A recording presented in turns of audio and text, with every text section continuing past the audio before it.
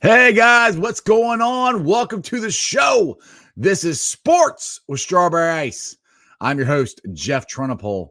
And as always, I bring you sports from a West Side point of view right here in the great city of Cincinnati, Ohio, home of my UC Bearcats. All right, guys, if you found the show, do me a favor, hit that thumbs up, smash that button, hit the like and subscribe. I am up to 700 subscribers. That is awesome. We hit that yesterday during the show. I appreciate every single one of you. That is awesome. Let's keep it rolling and keep it there because I hit it a couple of times last week and then people dropped off, but it stayed steady at 700. So I appreciate everybody who subscribes to the show and comments and everything. It's great.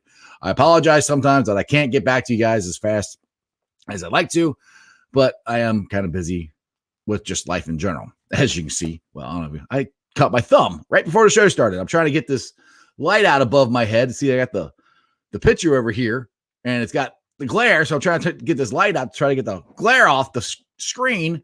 Well, the light bulb bust on my and cut my thumb. I'm like, oh my goodness. So I'm running around bleeding all over the place. My wife's trying to help me. I'm like, I got to get ready to get on the show and I can't get this thing to stop bleeding. So it could be an interesting show today. We'll see what happens. But this show and every show is brought to you by T Properties. T Properties, quality housing for quality people. Check out their website at www.tpropertiesllc.com for all your rental property management needs and your rental needs. All right, guys, my thanks to Terry Nelson, who joined me on the show yesterday. If you guys did not check it out, make sure you check it out. It's a fun interview I had with Terry. I got it up on the YouTube channel and up on the podcasts. So, all right, let's see. We got a couple regular guys. Dennis, what's up? Happy hump day. How you doing? Today is Wednesday. And yep, thank you, Landon. Got 700. Yep. And yes, it was a great show. Thanks, Crown. I agree with you. And so does Landon. That was good. I appreciate all you guys. All right, so I'm going to start off today. College football playoffs. What are the chances of my Bearcats getting there? All right, so I looked a couple things up. The All-Star playoff prediction. Now, this was on ESPN. They have number 7 Cincinnati at a 12% chance to make the college football playoffs. Now, I find this interesting. They have number 8 BYU, who is one step below us, at a 25% chance of making the college football playoffs. I'm not sure why. Maybe they have a better strength of schedule, but I mean, I think aren't they in the Mountain West or something like that, BYU? I don't really know if that's a whole lot better than the AAC, but like I said in past shows, I don't think we're going to make it. I would love to make it, but, that's just kind of the way it is. Now, somebody posted this on Bearcat Country. That's from NJ.com. I've never heard of it before, but it's an article that I found on there. And their college projections as right now, which I would love this. I think this could be really interesting. The Rose Bowl, they have number 2 ranked Ohio State versus Clemson. So that'd be a good game. And they had Clemson number 3. And then the Sugar Bowl, they have number 1 Alabama versus number 4 Cincinnati. That could be cool because how awesome would it be? I know we got Ohio State fans on here. How awesome would it be if UC and Ohio State somehow met each other in the college football championship game? That would be unreal. I would be so excited. And yes, I am an Ohio State fan, but I would not be torn at all. I'll be rooting for my Bearcats 100%. Now, the likelihood of that happening, I think, are slim to none, especially for the Bearcats. I think Ohio State's got a shot of getting there. But UC does have, hopefully, now I've said this the last 3 weeks, I think this could be the toughest game on our schedule, which this is the one I've been looking for all year, is Central Florida. It is on at 3:30 on ABC. I think that's right. Let me double check here, because we got it posted on Bearcat Country, so you guys can go check for yourself. Yes, Saturday, November 21st on ABC. I'm pretty sure it's at 3:30. You don't have the time on there, but I'm pretty sure it's 3:30. So, to me, Central Florida beginning of the year looks really good, and I thought they were going to give us a big challenge. But I also thought Memphis was going to. I thought Houston was going to. I never thought ECU would. And so Central Florida, they've been the measurement stick, as far as since the AAC has been formed. They went 2 years undefeated. They went and played and beat Auburn. So what their program has accomplished is what UC is trying to accomplish this year. And I'm still wondering, with all the COVID protocol and everything, I'm still kind of curious that I haven't heard any more official talks about this, since we have teams that have to cancel games, players are getting sick, stuff like that, that they're not actually talking legitimately about expanding the playoffs this year. Like I said, for every other sport, they've expanded the playoffs. Baseball, they expanded it. Now, baseball, hell, they even added the DH for 1 year. It might be to stay. So it's just, I'm shocked that hasn't come up yet, because to me, that would fix a lot of the problems. Because, I mean, look, us UC fans and BYU fans, you put our teams in there and we get a shot and we get blown out, and we got nothing to complain about, Enough said. So anyway, let's get to some questions here. My boy Jeremy Dean is first up. We need to go, to 6 teams. If my Buckeyes miss another game, no point in playing again. Right. Exactly, Jeremy. That's what you and me have had this conversation before about this, that it's going to happen. They're going to get teams that have to cancel, because of too many positive COVID tests. So I'm not sure why. I'm hoping this has been discussed, in back doors or whatever, closed channels that we're not privy to. But I don't know why it's not more public of this is a possibility. They're just like, oh no, we're doing it 4 teams and that's it, and nothing else. So it just, let's see. Jeremy, wait, no, sorry. Let me go back up here. Landon, Jeremy Dean, that would be awesome if they would do 6 teams in the college football. Yeah, exactly. I think it's got to happen. I mean, I don't see. Yeah, Jeremy agrees. I think it's gotta happen. It's something that needs to happen this year. And like I said, I'm surprised that it hasn't happened more. Can you guys hear me okay? Because it sounds kind of a little weird in my ears. So make sure everybody can hear me. So it's just, I think this is the time of year that this should happen now. Moving forward, I don't think they're going to keep it that way. I think the other thing is, I don't think they're going to keep it like that, but I do think eventually they will get there. You know why? Money. It's all about money. They get more schools in there, create more buzz, create more fans, going to the college football playoffs. Yeah, I could see them eventually expanding to 6 games. So this is the time of year to try it and see what happens. You never know. All right, now we had some baseball news that I found right before I went on the air. It's nothing to do with Reds or anything, but it's kind of interesting. Ken Rosenthal tweeted out that the Mets second baseman Robinson Cano tested positive for performance-enhancing drugs and will be suspended the entire 2021 season. Now, this announcement is imminent from MLB. Now, this is the second time that Cano has been suspended. So it's interesting that these guys keep doing this stuff. I'm trying not to bleed all over the place here. It's interesting that these guys keep trying to use these performance-enhancing drugs. And I've said this in the past. I've completely changed my mind on Barry Bonds and Roger Clemens and stuff like that. I think that they should be let into the Hall of Fame. Just because, yes, I think the biggest reason, I'm not so sure about Mark McGwire. The reason I say those two is because I think they had Hall of Fame numbers before they started doing it. And you can pretty much tell when they started doing it. I mean, Roger Clemens was pretty much done in Boston. He didn't have a very good couple years, and then he went to Toronto and blew up. Barry Bonds, sorry, his head got bigger. He went from, 30-30 to 50-70 home runs. I mean, you gotta tell when they started doing it. Plus, Bonds' head got bigger. But anyway, my point is, I think baseball, these guys are going to do it. They're going to do it. We're making weed legal everywhere, so why don't they let these guys just do it? They want to do that to their bodies. At this point, I'm like, just let them. Because they're doing it anyway. It's It's just a matter of he got caught. How many guys out there are actually using performance enhancing drugs and not getting caught?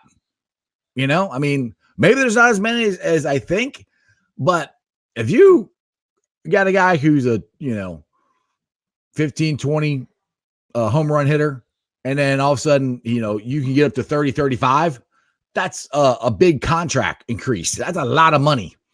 So, I don't know, just my thoughts.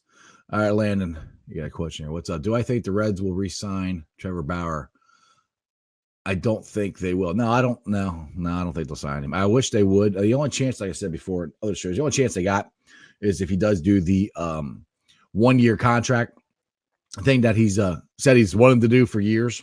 But, Now, another interesting thing I found getting to the NFL and Joe freaking Burrow.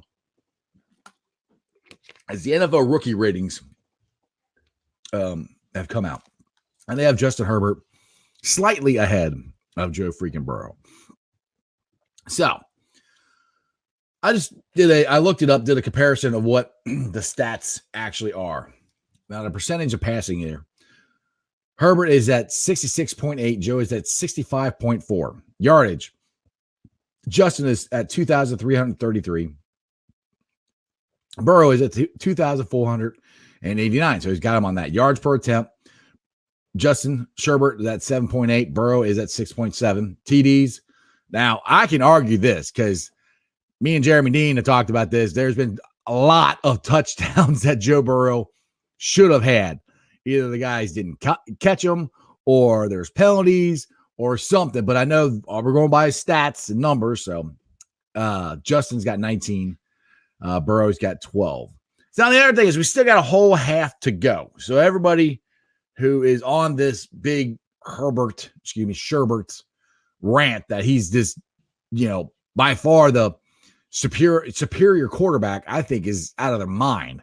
I'm not saying Joe Burrow is the superior quarterback to Sherbert. I'm saying they're both really, really good. Now the thing is you got Tua playing now.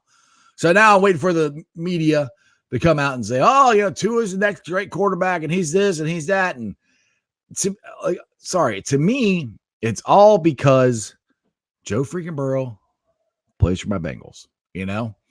It's just the same narrative as when he was coming out of the draft. And, Joe doesn't want to come play for Cincinnati. Joe doesn't want to do this. The Bengals are going to ruin him, yada, yada, yada.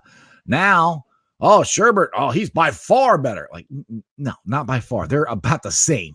I mean, their stats are so close, it's not even funny. Now, and this is also that Burrow's got one more game on Herbert. Or, he's played one more game than Justin has. Still, Joe has had a 400-yard game. I don't think Justin has had one. Not that I know of. I could be wrong. If you guys, any Sherbert fans are out there, can tell me, but I'm pretty sure Burrow's had the only 400-yard passing game for a rookie this year. Now, like I said, Tua's coming out, and everybody's already talking about how great he looks and how this and how that and everything. And to me, like, it all comes down to the narrative that Joe Burrow is a Bengal. We got, they can't be that good. I mean, he can't. We gotta knock them down a little bit somehow. So it's frustrating as a Bengals fan to hear this over and over and over again. And one thing, I was listening last night after my show. I went out to eat with my wife, and on the way there, I'm listening to Lance McAllister. And he went off about how, and I love Lance. Lance is one of my favorite guys to listen to on the radio. But he went off on how Zach Taylor should have taken Joe Burrow out of the game on Sunday. And it was a catastrophe, and Joe's limping around, and all this is happening, and yada, yada, yada. And I'm like, I didn't see it as it was that big a deal. Yes, we had no shot of winning toward, the end of the last 10 minutes of the game. Yeah, the game was over. I agree with you. You could have taken him out. Was he getting hit that many times? No, not that many times. Was it a cheap shot that he got shoved into the stands and twisted his ankle? Yes, but that happened earlier in the game. And he wasn't limping around that much. He was limping, don't get me wrong. But to me, Joe didn't want to come out. And that's the thing. We should yank him out. And Zach Taylor has yanked guys out. for not playing good. I think he left Joe in there because he wasn't playing good. This is you've been up here, you're doing this. Everybody's talking about how great you are, except for the Rookie of the Year stuff. Maybe Zach wanted to go, hey, you still got work to do. Not that Joe doesn't think he does, but maybe that's why he put him in there, to just eat at him and eat at him and eat at him, going, look, this is where we got to get to. We got to get there. What we're doing isn't good enough. You got to work even harder. So that's my thing too. I don't know why, you would take him out. I understand why you should take him out, but I don't think it was that big of a deal that they took him out. All right, there. Let's see here. Got to earn respect, and yes, they should have taken Burrow out. Got to earn respect from who? Burrow's got to earn respect from the Steelers. Got to earn respect from Zach Taylor. Who's got to earn respect from? Because pretty sure he's getting a lot of respect. So, not sure what you mean by that. Now, let's get it back up here to Crown. He's getting back to when I was talking about Bonzum and Clemens. He said if they let them two in, they better let Pete in. Yeah, I agree with you. I unfortunately don't think Pete will be getting in his lifetime or mine. It's just a steadfast rule. You don't bet on baseball. He did. The technicality is there wasn't a rule saying that you couldn't use steroids. Not in baseball. They didn't test for it. They didn't do any of that stuff. So that's another reason why I'm like, you should let them in, because you guys knew they were. Everybody's like, oh, the ballparks are smaller. The baseball is juice, yada, yada, yada. Come on. You can look at it. They were huge. Brady Anderson, who was a leadoff hitter for Baltimore, went from 250 hitter to a 50 home run guy. So, that's where I'm just like, you let them do it, let them in. I got another question here. Oh yeah. Yeah, that kind of, yep. Rip Tech. Yeah, that kind of stunk. People asked, did he do it on purpose? I don't know. But if he failed his physical, then he failed his physical. Now, if he turned around and goes somewhere else and passes it, I might question of what happened and why he, I'd like to know what did he fail? How did he fail it? Because all we get is he failed it and nobody will tell you exactly why. So I don't know. Like I said, I've had people ask me if he did it on purpose. I have no idea if he did it on purpose or not. Who knows? We'll see. But they're still out there that they could, here you go, Anthony. He says the 49ers claimed him. Well, that's cool, but he still got to pass a physical. The Bengals claimed him, but you got to pass a physical. So we'll see if he passes it for the 49ers and see what happens. So, all right, let's get up here. Joe Burrow didn't have a very good game this past week. Taking him out would not have made much of a difference in the game. No, I think it's more of they were trying to protect him. And dude, the other thing I want to say is I don't think we should play scared. You go, oh, we got to take him out. Everybody's worried to death about getting Joe Burrow hurt.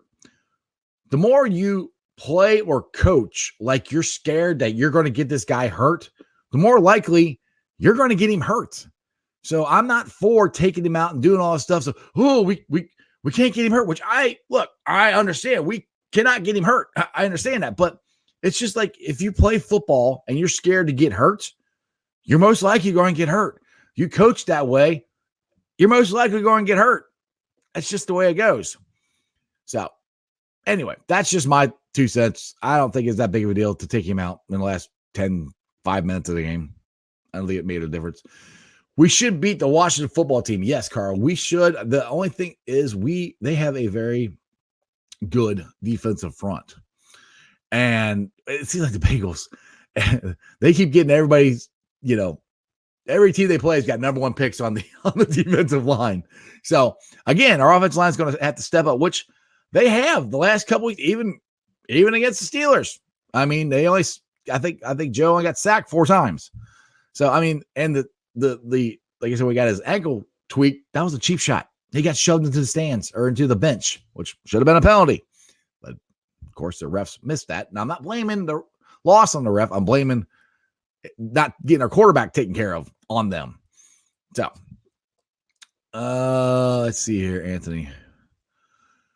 Or maybe Joe didn't. Oh no, Joe didn't want to be taken out. No, he's already said that. He's flat said I did not want to come out. But that's where I've said people are like, oh well, you're the coach and you should yank you out. Like, dude, sometimes you got to trust the player. You know, you want that relationship with the player. You got to trust him. And he doesn't want to come out. Maybe don't take him out. I just don't think it was that big of a deal to take him out of the game. I mean, he made it. I mean, and that was, like I said, if you look at the offensive line the last couple weeks, they have been getting better. I mean, I'm sorry, picking up Spain was a great pickup. I mean, they had a game. I don't know. I think it was this week. I had to watch him.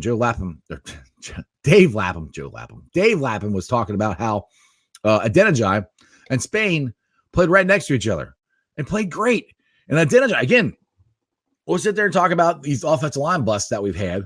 But if you look at Duke Tobin the last 2 years, he's gotten Jonah Williams and he's got Adeniji. And so far, Adeniji looks like he's a pretty good player. You know, I don't know if he's going to be our right tackle to the future or anything like that. I'm just saying the couple games that I've seen him play, I don't think he's gotten beat. Not that I can remember. Not that I can remember going, oh, there's Adeniji again. Like, oh, there's Redmond going off sides. Oh, there's Bobby Hart getting beat. You know, I don't see that. So I'm very happy and pleased with the drafts the last couple of years that Duke has had. I think we're on the right track. Let's see here. Blake Pye, Bengals could string some wins together upcoming schedule. I completely agree with you, Blake. I've said that. I said that after the Tennessee win. I said we got the bye, and then we got a lot of winnable games. We've had a lot of winnable games the first half of the year. You know, if we make plays here and there, this schedule could be completely different. But I also said I don't think we're going to beat the Squealers or the Ratbirds. I just don't think we're up there yet. They are Super Bowl caliber teams, and they are the only ones that made Joe Burrow look like a rookie. So, but Washington, I think we beat. Miami, I think we can beat. I mean, Miami's getting better. It's going to be a little tougher than I thought it would be. The Giants that's a winnable game. There's lots of winnable games out there. The thing is, though, the Bengals can't go in there going, oh, we're the Bengals. I don't think the Bengals are going to do that. They won 2 games. You know, I think they're going to be in there going, you know, do our job. Don't make mistakes. And that's the thing is when the Bengals don't make mistakes, kind of funny. That's what most NFL teams do when they win. They don't make mistakes. They win. So let's see here. Carl. What's up? I know why Atkins didn't play against the Steelers. His wife had another kid. Oh, cool. I did not know that. Well, congratulations to Gino. That's awesome. That's what, hey, that's a good reason to miss a game right there. Birth of your children. Love Higgins. Yeah. And hey, if you guys are out there watching, we definitely need to go out there and vote for Higgs for the rookie of the week. I think he's leading. I voted a couple different times. So make sure you guys go out there and vote. And just to me, it's a little dig at the Squealers saying, hey, our rookie wide receiver got we lost, but our rookie wide receiver balled out on you. So just my 2 cents. All right. Anthony, what's up? We should beat Washington, but Alex Smith is slinging it since he's been back. Yes, Alex Smith is playing very good. So again, I mean, Washington's playing a little better than I thought they were when I made that prediction that we can win, I think, every game. I'm not saying we're going to win every game. We have a chance to win every game except for the Steelers and the Ravens. But yeah, the thing is, we got to figure out I keep saying this, how to get pressure on the quarterback. Somehow, Armadillo has got to figure out how to get pressure on the quarterback because last couple weeks, even against Tennessee, we did not get pressure on the quarterback. And you can only leave your cornerbacks on that island for so long. So, anyway, that's I see you, Landon. I thought Higgins won it. If he did, that's awesome. I have not seen that yet. But like I said, some days I can't pay attention to as much stuff as I like to. I work 2 jobs. One of them's at night, and I sleep during the day sometimes. So if he has one, that's awesome. It should be on Bengals Nation if he won. I'm sure me or Mike or Jeremy would have posted that if he'd won. So we'll see. Crown, I got an off the wall question. Will you see players get drafted tonight in the NBA? That is one thing I wanted to ask Terry. I think Jared's got a shot. It's not gonna be first round. I don't think. I think he's got a shot second round, late second round. That's something I wanted to ask. That's where, to me, this pandemic really hurt Jaron Cumberland because he was starting to get healthy, and this offense was starting to look really good, and he was really starting to figure out what he could do in Brandon's offense. So that's why I was so excited to watch the AAC tournament and March Madness. And look, that is by far my favorite time of year. I take the week off. I sit in my house. I'm down here in the ice cave. I have a couple beers, some pizza, wings, and I'll watch basketball from the time I wake up to the time it's off. I love that time of year. And I was so disappointed to see it not happen this year. And I said, basically, and one of the biggest reasons is Jaron. I would like to see him and the Bearcats make a run, and he could really show off his skill development that he's developed over the last couple of years. So I don't know if he will get drafted. I hope Jaron does, but we'll see. All right, here we go. Carl, we better stop Terry McLaurin. He's playing some good football right now. Yeah, look, even if I say they can win, it doesn't mean it's going to be easy. I mean, no, they're NFL teams. I mean, any given Sunday, anybody can beat anybody else. So the Bengals still, they got to show up. They got to do the job and not make mistakes. Okay, here's a couple moves the Bengals did do today. Nothing big. They signed cornerback Donnie Lewis and cornerback Trajan Brady to the practice squad and put another guy, a defense end, onto the COVID-19 list. So nothing big. I haven't heard anything on the front of Baker.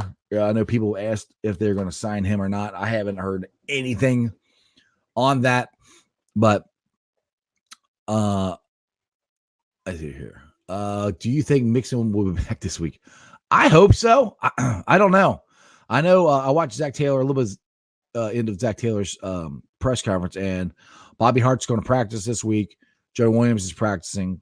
So, and then one thing Zach was asked is if he's going to go with the same guys, the hot hand as the reporter asked on the offensive line, or you might go back to the starters. And Zach, I think, answered it correctly, and this is the way it should be. It should be who's ever performing the best at the time.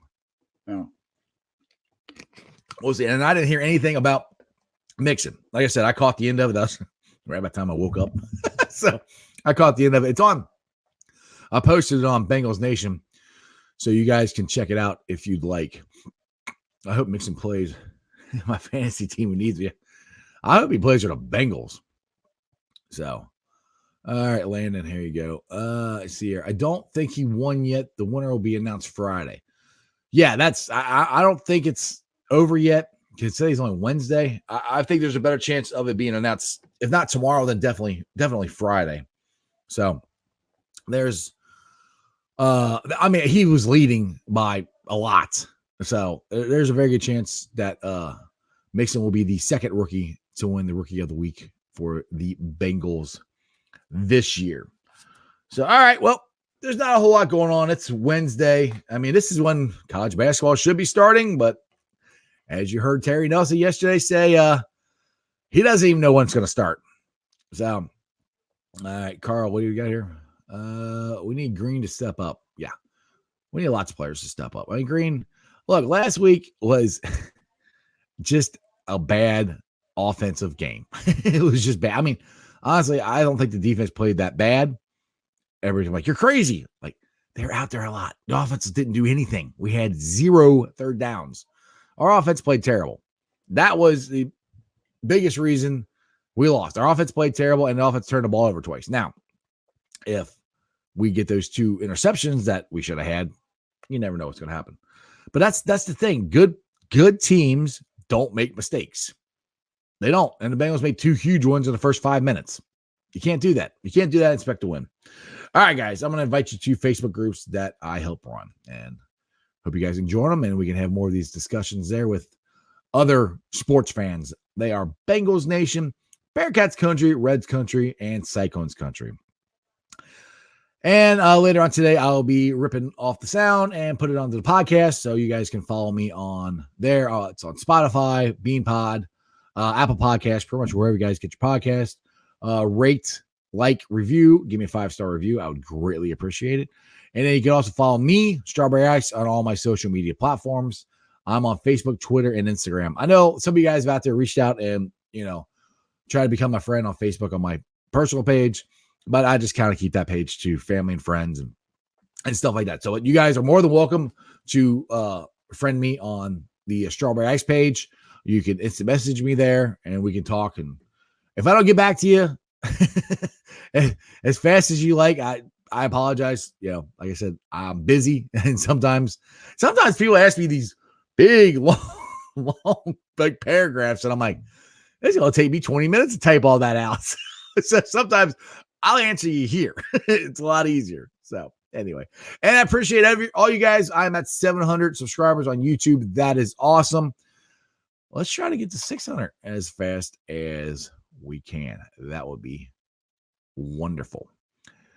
And other than that, tomorrow is Thursday. Friday, we got the Bengals Nation show. Previous show, we've been previewing Washington. I think it's going to be a good weekend for Ohio football teams. I think UC is going to win Saturday. I think Ohio State's going to win Saturday. I think the Bengals are going to win Sunday. So we should have a fun week next week. And other than that, that's just sports, baby. See ya!